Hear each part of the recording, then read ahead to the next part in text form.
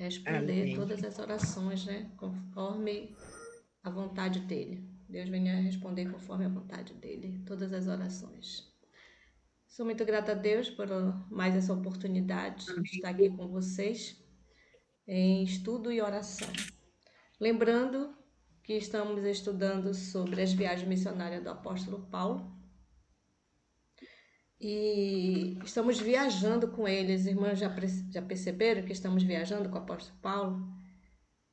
Já fomos de Tessalônica, já fomos de Bereia, Irmã Atenas Alexandra, verdade. e hoje vamos para Corinto. Para Corinto e vamos ver o que foi que aconteceu lá em Corinto.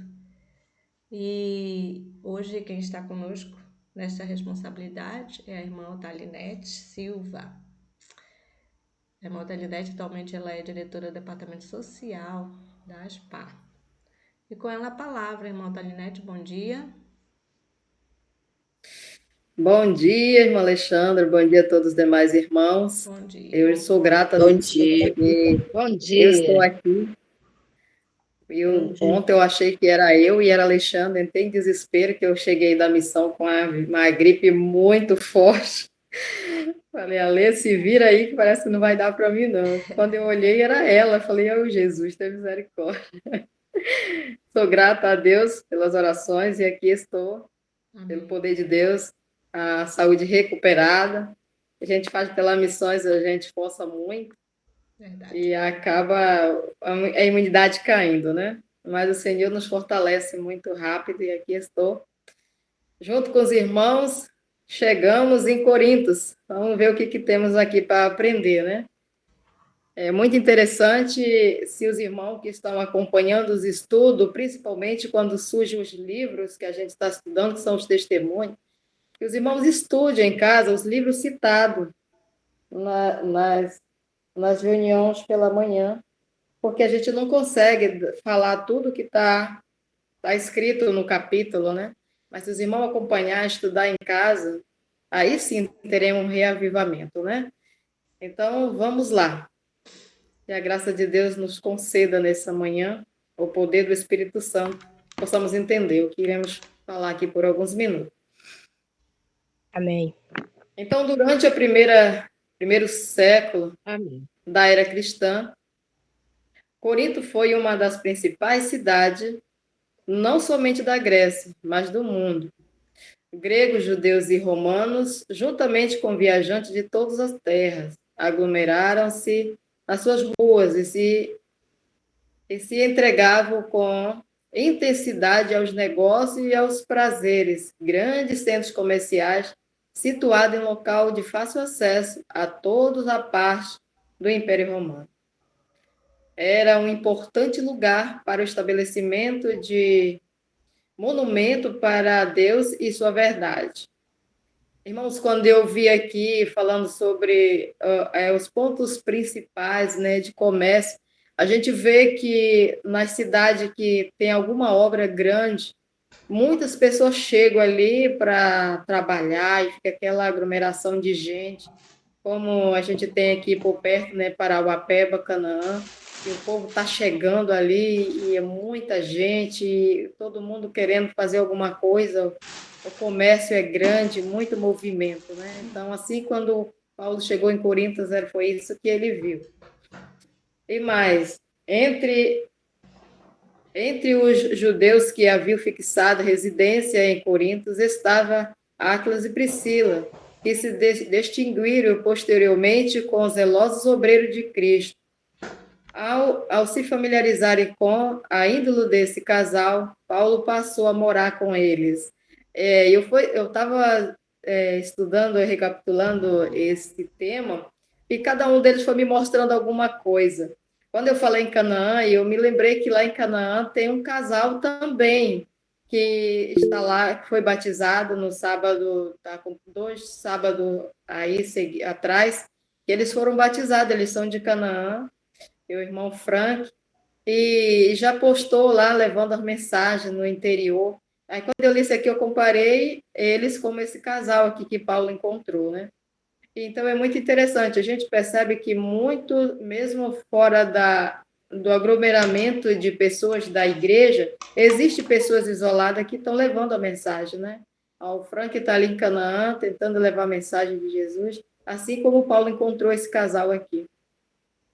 Aí diz mais aqui, logo no princípio de seu trabalho, esse ponto da viagem, Paulo viu de todos os lados sérios obstáculos ao progresso da sua obra. A cidade estava quase inteiramente entregue à idolatria. Vênus era a divindade favorita e com a adoração a ela estavam relacionados muitos ritos e cerimoniais degradantes. Os coríntios A tinham... irmã leu em Atos quanto, irmã? Desculpa por interferir. Foi Atos quanto que a irmã está lendo? É Atos 18, verso 3. Obrigada, irmã. Os coríntios se tornaram conhecidos, mesmo entre os pagãos, por suas grande imoralidade. Parecia que sua preocupação não ia além dos prazeres, passatempos do momento. Então, a gente percebe que realmente a cidade, quando elas estão em grandes movimentos, muitas empresas ou muitos trabalhos que ali se encontram, que as pessoas vão para um lugar só, eles vão atrás de um objetivo, conquistar bens materiais, né? Então, ali, como os ganham muito dinheiro, tem um ditado popular que quem não dá para Deus, dá para o diabo, né?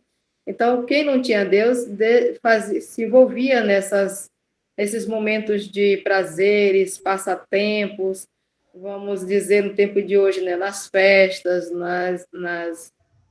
nas comelâncias que a gente vê muito, né? Hoje. Então, foi isso que Paulo viu ao chegar lá em Corinto. Então, ele pensou, né, em sua mente, como farei aqui? Então, ele teve uma ideia. Em sua pregação do Evangelho em Coríntios, o apóstolo seguiu um método diferente do que caracterizara em seu trabalho em Atena. A gente percebe que, num lugar, em Atena, ele trabalhou de um jeito, e aqui em Corinto ele vai trabalhar com outra maneira. Em Atena, ele adaptou o seu estilo ao tipo público. Lá ele havia enfrentado a logística com logística, a ciência com ciência, filosofia com filosofia. Considerando o tempo que gastou fazendo isso, concluiu que seus ensinos em Atena foram pouco produtivos. Decidiu seguir outros planos de trabalho em Corinto. Em seus esforços para atrair a atenção dos desocupados e indiferentes, decidiu evitar discurso e argumento elaborado e se propôs a nada saber entre os coríntios, senão a Jesus Cristo, a este crucificado.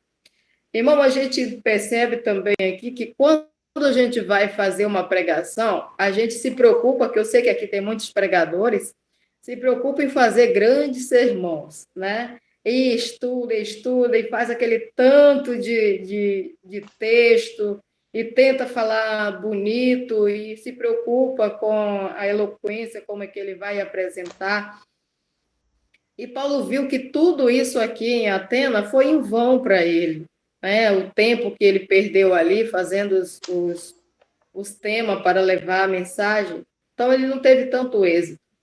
E a gente percebe que a gente, como pregador, às vezes a gente faz um tema, a gente faz uma programação de uma pregação, e quando chega, às vezes, no púlpito, você vê que Deus muda toda aquela pregação. Não sei se já aconteceu com os irmãos, mas comigo várias vezes já levei alguns temas para pregar, e quando eu chego no púlpito, o Senhor muda tudo, né? Então, aqui o Senhor também fez isso com Paulo. Mudou. Então, ele não deveria fazer mais o que ele estava fazendo. Então, ele decidiu somente apresentar Cristo, o crucificado, né? Estava disposto a pregar-lhes, não com linguagem persuasiva de sabedoria, mas em demonstração do Espírito e de poder. Quando a pessoa vai com a disponibilidade de mostrar Jesus para a quem está ouvindo, é totalmente diferente.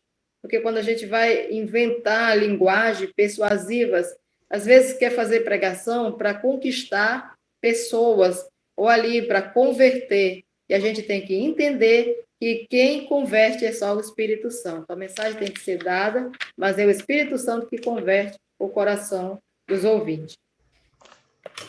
E demais, continuando. Jesus é quem Paulo estava prestes a apresentar aos gregos em Corintos, como Cristo era um judeu de origem humilde, criado em uma cidade famosa por sua perversidade. Havia sido rejeitado por sua própria nação, sendo por fim crucificado como malfeitor.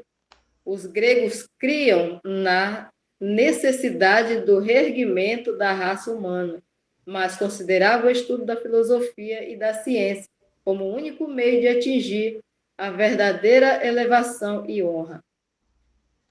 Poderia Paulo levá-lo a crer que a fé no poder desse desconhecido judeu elevaria e enobreceria a cada faculdade do ser? Então não adiantava ele fazer qualquer esforço, que eles não iam se render a Cristo, né? Porque eles não tinham um desejo espiritual, mas sim um desejo de aparecer. E é coisas que a gente vê que muito trabalho não apresenta a Cristo, mas apresenta a pessoa própria. Então isso não adianta para um pregador que vai, se ele estiver com o meio de querer transformar alguém, ele já sabe que isso aí é um tempo perdido, né? Foi o que Paulo entendeu aqui. E, no entanto, para Paulo, a cruz era o único objetivo de supremos interesse, desde que foram decidido em sua jornada de perseguição contra os seguidores do crucificado Nazareno. Jamais deixará de se gloriar na cruz.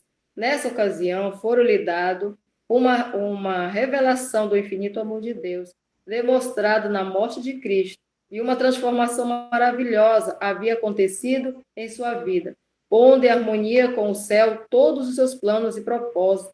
Desde que esse momento, Paulo se tornara um novo homem em Cristo.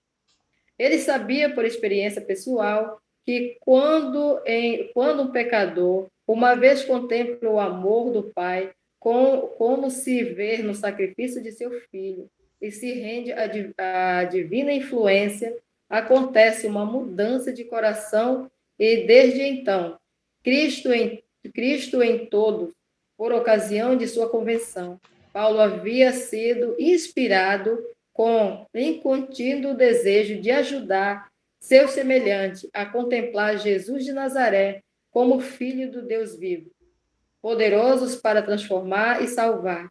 Desde então, sua vida foi inteiramente dedicada ao esforço para retratar o amor e o poder do crucificado. Seu grande coração alcançava todos os tipos de pessoas. Irmãos, o que falta ainda para nós justamente é isso, uma conversão verdadeira. Porque aqui Paulo, ele entendeu que não adiantaria ele ficar falando, mas quando ele entendeu que quando ele se entregou a Deus, quando ele perseguia os cristãos, ele passou por um momento de perseguição mesmo, perseguindo o povo de Deus. Mas quando Jesus transformou ele viu e viveu uma vida diferente. Então, o que acontece ainda com nós? Nós precisamos ser pessoas convertidas. Porque aqui uma pessoa convertida, ele não vai olhar a pessoa do jeito que ela é, mas como Deus pode transformá-la. Foi o que Paulo viu aqui. Ele tinha experiência própria da vida antes e depois, antes dele ser convertido e após a sua conversão. Qual o desejo de um convertido? É levar a mensagem a outra pessoa para também que ele possa se converter. Então, ele não vai olhar dificuldade, ele não vai botar defeito na pessoa. Ele não vem porque ele faz tempo que ele ouve a mensagem, ele não vem porque ele não quer. Mas Paulo entendeu que ele precisava trabalhar fervorosamente nesse assunto, que as pessoas conseguissem se converter ao poder do Espírito Santo. Então, ele estava disposto a mostrar a todo tipo de pessoa o verdadeiro Deus. Aqui ele diz: sou um devedor, declarou, tanto a grego como o bárbaro, tanto o sábio como o ignorante. O amor para com o Senhor da glória, a quem tão implacavelmente havia perseguido na sua pessoa de seus santos. Era o princípio que atuava em sua conduta, o motivo que o impulsionava. Quando se quando seu fervor no caminho do dever diminuía, um olhar para a cruz, o amor admirável ali revelado, era suficiente para fortalecer sua mente e motivá-lo a prosseguir na estrada da abnegação. Irmão, realmente tem momentos que a gente está muito animado, muito fervorosos, levando a mensagem, mas de repente acontece algo que a gente se desanima. Mas quando a gente olha para Cristo e vê o grande amor dele ali por nós, na cruz do Calvário, a gente percebe que não dá para deixar para trás, mas sim consegue se erguer novamente. E a gente imagina o grande amor de Jesus deixando sua vida de grandeza, a vida grandemente abençoada, no trono que ele mesmo ali governava, para ele vir sofrer todo o sofrimento que ele passou por nós. E a gente olha isso tudo e diz, eu não estou fazendo nada, e eu ainda quero desistir pelo pouco que eu comecei. Então, aí dá um novo fortalecimento na vida espiritual. Por isso que a gente sempre tem que olhar para a cruz. E a cruz nos mostra o nosso defeito e a nossa dificuldade ali pode ser totalmente resolvida pelo poder de Deus. Diz mais aqui, Paulo testificou aos judeus que Jesus era o Cristo, baseado-se nas escrituras do Antigo Testamento. Mostrou que, de acordo com as profecias e com a expectativa universal dos judeus, o Messias seria da linhagem de Abraão e de Davi. Então, traçou a descendência de Jesus, desde o patriarca Abraão até o salmista real. Leu o testemunho dos profetas referente ao caráter e obra do prometido Messias, e a maneira como seria recebido e tratado na terra. Mostrou, então, que todas essas predições tinham sido cumpridas na vida e no ministério e na morte de Jesus de Nazaré.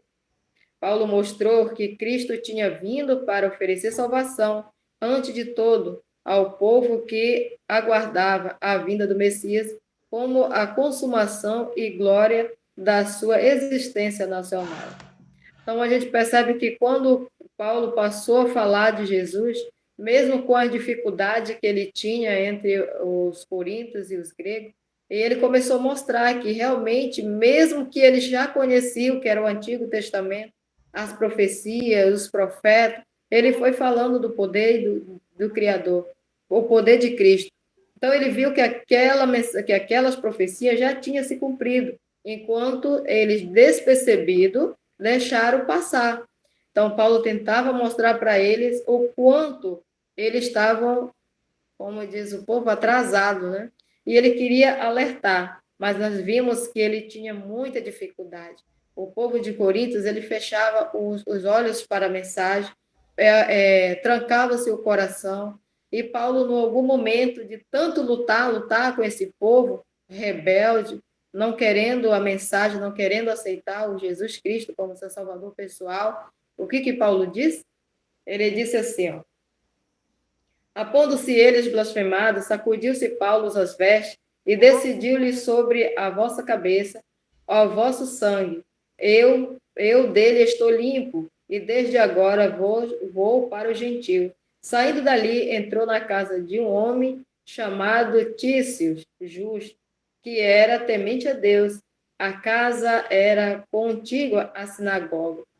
Silas e Timóteo desceram da Macedônia para ajudar Paulo e junto trabalhar pelo gentio, aos pagãos, bem como os judeus. Paulo, seus companheiros, pregava a Cristo como Salvador da raça decaída, evitando argumentos complicados e forçados. Os mensageiros da cruz demoraram-se nos atributos do Criador do mundo, o supremo governador do universo, tendo o coração inflamado com o amor de Deus e de seu Filho. Eles apelavam aos pagãos para contemplarem o infinito sacrifício feito em favor do ser humano. Irmão, a gente percebe também que, como Paulo tinha essa dificuldade, a gente também tem essas dificuldades, né? A gente tem aqui os irmãos da saúde, que vão pregar e fala de saúde, fala de temperança, e fala de mudar os alimentação, para que a gente possa entender mais a mensagem de Deus, e a gente percebe que o povo continua na mesma, né? E a gente também vê o departamento de oração lutando para que a igreja se coloque aos pés do Senhor, busque mais em oração, se consagre ao Senhor. E as diretoras têm aquele trabalho, tem aquela luta, mas a gente percebe que o povo ainda continua lerdando, né? Não quer fazer. Temos também o departamento social, nós ficamos mostrando para eles que a obra de Deus, pelo trabalho social, é o mais rápido para a pessoa vir para o evangelho, mas parece que as pessoas não conseguem entender, né? Então, isso aí começou, todo esse trabalho que Paulo estava tendo, começou tipo ele ver que ele estava tendo problema e estava perdendo tempo em tentar colocar na mente de alguém algo que eles não queriam. A gente percebe, eu estava conversando com um irmão da igreja Assembleia Missão, e ele falou assim, irmã, a tristeza que a gente tem com o nosso povo, que a gente fala da Bíblia, a gente conta a história de Davi, a história de Moisés, de Abraão, e ele já conhece, mas ninguém toma nenhuma atitude. E a gente percebe, irmão, que isso mesmo ficou tudo natural. Ninguém mais consegue progredir na vida espiritual. E Paulo queria que aquele povo entendesse e progredisse. Qual o objetivo desse trabalho aqui online? Qual o desejo do departamento de intercessão? É que nós que participamos, nós temos crescimentos espirituais, não só participante todo dia online, mas que nós possamos, cada dia, nós possamos crescer um pouquinho na perfeição. Que aqui fala que ao levarmos o evangelho eterno para as pessoas, aqui Paulo viu assim, o evangelho era revelado apenas em suas palavras. Não, o evangelho era revelado não apenas em sua palavra, mas também em sua vida diária. Anjos cooperavam com eles, e a graça e o poder de Deus eram vistos na convenção de muitos crispos. O principal da sinagoga creu no Senhor, com toda a sua casa. Também muitos dos coríntios ouviu e criou e eram batizados. Irmãos, o que acontece conosco hoje? Por que a gente pede reavivamento e não acontece? Porque o reavivamento só vai acontecer quando a gente estiver preparado para receber. Quando a gente está orando para o Senhor reavivar a igreja, Ele está primeiro querendo que nós nos reavivamos. E quando a gente começa a se reavivar, a gente vai levar a mensagem de salvação, a mensagem verdadeira, e vai atrair raiva, ódio contra nós. A gente está preparado para esse reavivamento, irmãos? Paulo estava preparado. Quando ele começou a lutar pelo reavivamento, ele viu que ele começou a viver tudo aquilo que ele pregava. Então, o testemunho dele vivido falava mais forte do que o falado. Então, anjos de Deus o acompanhavam eles para a conversão de muitas almas. Aqui nós vimos essa pessoa, o Cristo, ele foi o principal, uma pessoa da sinagoga, uma pessoa influente, mas ele viu o trabalho de Paulo. O que aconteceu? Ele se converteu com toda a sua família. E do outro lado, Paulo trouxe ódio, ira às pessoas que estavam vindo a se converter pela pregação do evangelho. E a gente percebe isso, os irmãos estudarem os outros tópicos, eles vão entender. Não dá para me explicar tudo, mas se os irmãos pegar o livro, vocês vão entender mais ou menos o que eu estou falando. Então, para isso, para a gente pedir um reavivamento, nós temos que estar pronto para esperar o que vem ao reavivamento. A gente tem uma experiência, quando a gente chega nas igrejas, o Edilson deve estar por aí, o irmão Eliezer, né? Esses irmãos aí que falam muito da saúde, mas a gente chegava nas igrejas, na cidade, o Edilson só pregava de saúde. Teve igreja que quando a gente chegava no local de algum ajuntamento da igreja, os irmãos levavam aquele susto, o Edilson está aí.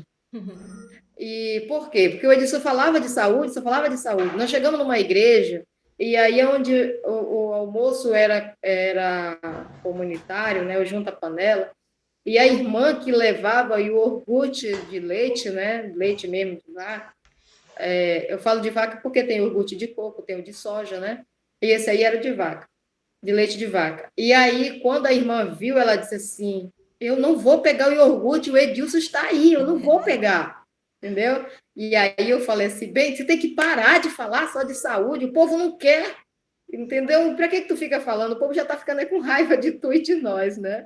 Mas, irmão, aí um dia eu conversando com uma irmã, ela disse assim, irmã, você não pode impedir o seu esposo de dar mensagem, isso cabe a ele. Mensagem de saúde veio para ele. Muitas pessoas estão muito tempo na igreja, mas foi a ele que o Senhor chamou para dar mensagem, então a irmã não pode impedir. Aí ela leu para mim o texto de Jeremias, que Deus falou para Jeremias dar mensagem. A queira e a quem não queira ouvir, era para ele dar mensagem para todo mundo. Não estava importando se uma alma só entendesse a mensagem, já era muito para Deus.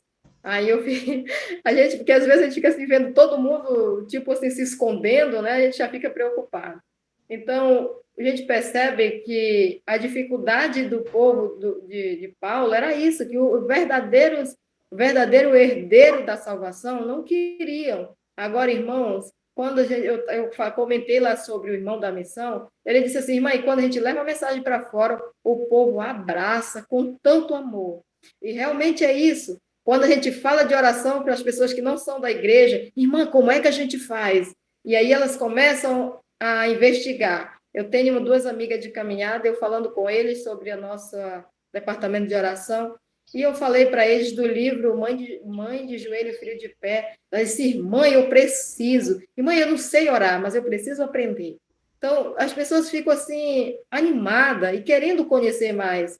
Enquanto o nosso povo não estão nem aí. A gente já falou muito do Pai de Joelho e Filho de Pé, falamos do livro. Eu tenho certeza que a maioria, mesmo dos que estão aqui conosco online, não tem esse livro.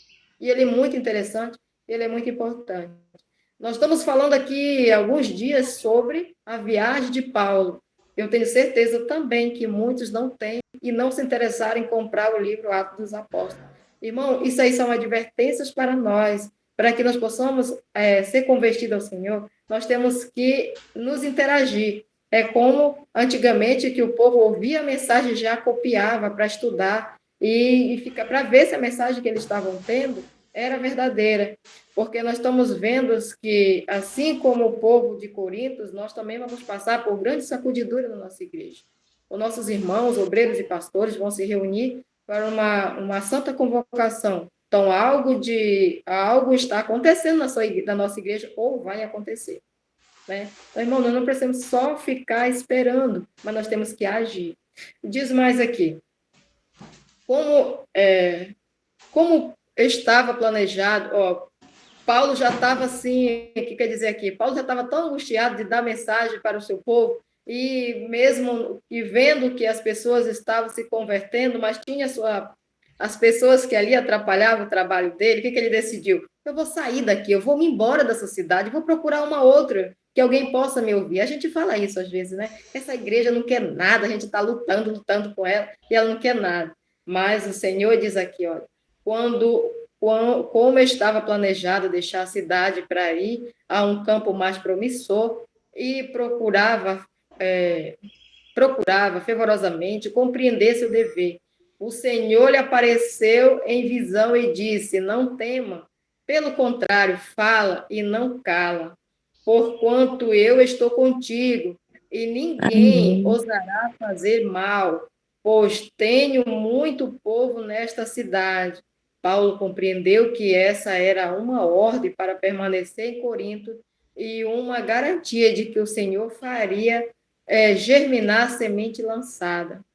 Fortemente e animado, continuou o trabalho ali com zelo e perseverança. E então, o que aconteceu com Paulo, ele disse, eu não vou ficar só no púlpito, eu preciso fazer algo melhor por esse povo.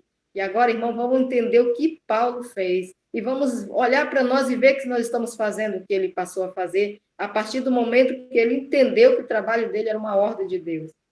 O esforço do apóstolo não se limitou à pregação pública, havia muitos que não poderiam ser alcançados dessa maneira. Ele passou muito tempo no trabalho de casa em casa, aproveitando as relações familiares dos ciclos domésticos, visitava os enfermos e tristes, confortava os aflitos e o animava, os oprimidos, e exaltava o nome de Jesus em tudo o que dizia e fazia. Assim, trabalhava com fraqueza, temor e grande tremor. Ele temia ao pensar na possibilidade de que seus ensinos pudessem revelar. Deixa eu ver aqui. Ele temia ao pensar na possibilidade de que seus ensinos pudessem revelar mais humano do que o divino. O medo de Paulo era isso, de ele estar aparecendo mais do que Deus. Ele queria que Jesus aparecesse, não ele. Então, ele lutou. Irmão, esse trabalho de casa em casa, a gente não faz. A gente não faz, a gente quer só estar na igreja. No passado, a gente percebia que quando os pastores iam visitar uma igreja, a gente sabia disso, o que eles faziam? Eles visitavam a igreja, mas ele visitava irmão por irmãos, vendo como era que eles estavam, conversava, fortalecia sua fé, o animava. Hoje não tem isso, irmãos. Não tem isso. O pastor vai somente ao púlpito e dali para trás ele volta para casa. E antigamente o povo andava era de cavalo, era de pé, de carroça, e tinha todo esse tempo. Hoje é de carro, é de avião, é de barco e tudo rápido, e o povo não tem tempo, não tem tempo, né? Então, aqui o trabalho de Paulo e a preocupação dele era se realmente a mensagem estava mostrando Cristo ou ele, né? Então, Paulo se interagiu tanto, se entregou tanto a Deus, e no final ele diz assim, Paulo reconheceu que sua capacidade não estava em si mesmo, mas na presença do Espírito Santo, cuja benigna influência enchia seu coração, sujeitando cada pensamento a Cristo. Ele falava de si mesmo, alguém que levava sempre no corpo a morrer de Jesus, para que também a sua vida se manifeste em nosso corpo. Então, Paulo diz, Cristo era a figura central nos ensinos do apóstolo. Ele declarou, já não sou eu quem vive, mas Cristo vive em mim. Amém, irmãos? Amém. Que Deus nos abençoe, que Deus nos ajude, que essas mensagens, que essas palavras de Paulo possam nos atrair, possam curar todas as feridas que temos ainda do pensamentos que não agradam a Deus, mas que nós possamos fazer como ele fazia, levar as mensagens realmente àquelas pessoas que querem. Muitas vezes nós lutamos com quem não está nem aí para a mensagem. Muitas vezes nós lutamos com alguém que está no banco da igreja há 30, 40 anos e nunca se desenvolveu a nada. Paulo não queria essas pessoas, ele queria que as pessoas se convertessem ao Cristo, assim como ele se converteu. Ele queria que as pessoas amassem Jesus assim como ele amava. Ninguém até hoje a gente viu falar para a pessoa seguir a si próprio assim como ele seguia Cristo. Porque se alguém seguir o que o apóstolo Paulo seguiu o apóstolo Paulo, está seguindo o próprio Cristo, porque ele andava retamente na mensagem de Cristo. Nós vimos, só rapidinho, irmão, para terminar, há 2 sábados atrás, nós vimos um grande reavivamento de rebatismo, aonde todos os estudos foram inspirados pelo apóstolo Paulo, né? A justificação pela fé. Então, o irmão que escreveu o livro, ele escreveu todas as mensagens positivas do apóstolo Paulo, o que significa o rebatismo, o que é justificação pela fé, e aonde a gente aprende a dizer, como Paulo diz, falar de Jesus, Jesus o crucificado. Qual a nossa mensagem de hoje? É que Jesus está voltando, que ele vai voltar, que ele vai voltar, que ele vai voltar. Então, a gente tem que conscientizar as pessoas que Jesus está às portas, as profecias estão se cumprindo. Então, esse é o nosso trabalho, a viajarmos, assim como o apóstolo Paulo viajou.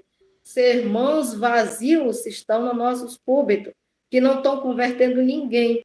Então, por que isso está acontecendo? Porque nós temos tendo o trabalho de fazer como ele, fazer grandes palestras, grande sermão, e deixamos o principal para depois. Então, nós temos que mudar nossas atitudes e levar o Cristo crucificado, o Cristo que vai voltar muito em breve. Esse é o nosso dever. Que Deus nos ajude, nos abençoe, que nós possamos ter esse poder, essa fé de falar também, assim como Cristo, como Paulo falou, não sou eu, mas que vivo, mas é Cristo que vive em mim, dando-nos o testemunho de o que Cristo fez em nossas vidas e o que Ele faz e o que Ele fará por mim e por vocês. Que Deus os abençoe e dê um dia abençoado a cada uma de vocês aí. Amém. Amém.